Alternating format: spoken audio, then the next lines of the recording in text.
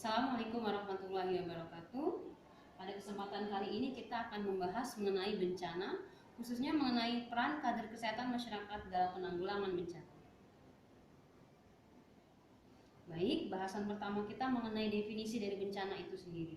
Kita mengambil dari Undang-Undang Nomor 24 Tahun 2007 bahwa bencana ialah peristiwa atau rangkaian peristiwa yang mengancam atau mengganggu kehidupan dan penghidupan masyarakat baik oleh faktor alam maupun faktor non alam, dalam hal ini adalah faktor manusia, yang kemudian mengakibatkan korban jiwa baik pada manusia, bahkan lingkungan, kerusakan harta, benda, serta dampak psikologis.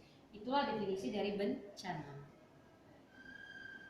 Berikut ini merupakan kronologis di mana terjadinya bencana. Yang pertama ialah dari bahaya atau hazard, bahwa bencana tidak terjadi secara serta-merta. Kemudian yang kedua ialah kerentanan. Dengan adanya dua unsur ini, ketika adanya pemicu dari risiko bencana, baru kemudian akan muncul bencana. Sebagai contoh kita ambil ialah bencana banjir. Bahaya dalam bencana banjir ialah air hujan itu sendiri, yang kemudian kerentanan berasal dari daerah tersebut. Kita ambil contoh saja banjir di kota Jakarta. Kerentanannya ialah kondisi lingkungan yang buruk, sanitasi yang buruk, yang kemudian menghasilkan risiko bencana.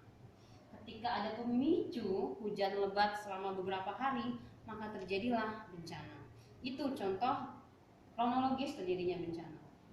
Berikut ini merupakan beberapa jenis dari bencana, terbagi menjadi beberapa kelompok, baik secara geologi, hidrometeorologi, kemudian secara biologi, teknologi, lingkungan, dan sosial.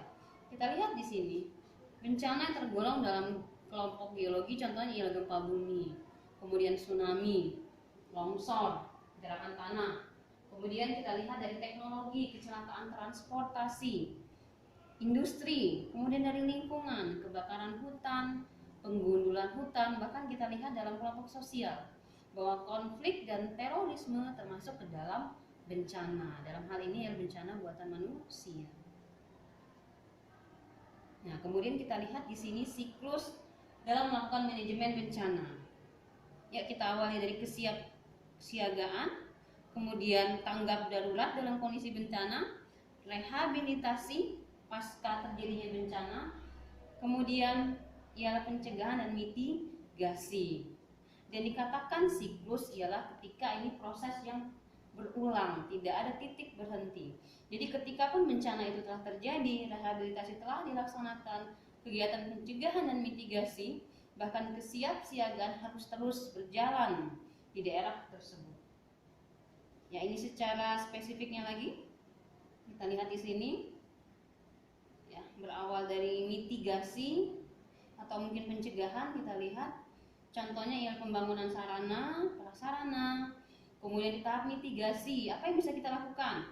Contohnya dengan sistem peringatan dini bisa kita lakukan di sini.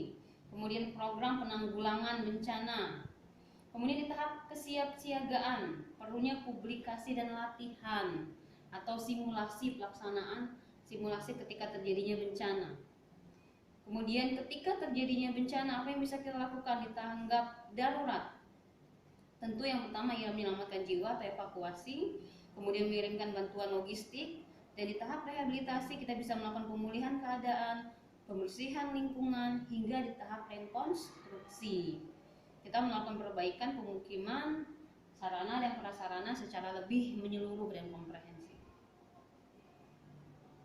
Ya, ini secara sederhana tahapan dari siklus manajemen bencana, mulai dari pra bencana, tanggap darurat, bahkan hingga pasca bencana.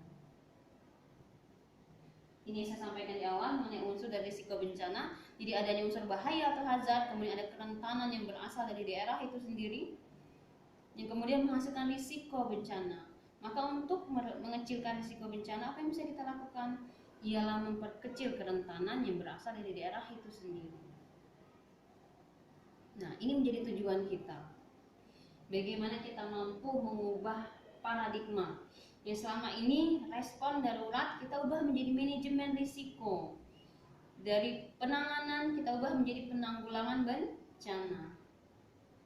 Serta jika selama ini penanggulangan bencana dianggap sebagai isu yang luar biasa, kita jadikan menjadi sebuah pekerjaan yang sudah biasa, sehingga ketika bencana itu terjadi, semua akan berjalan sesuai dengan apa yang sudah direncanakan.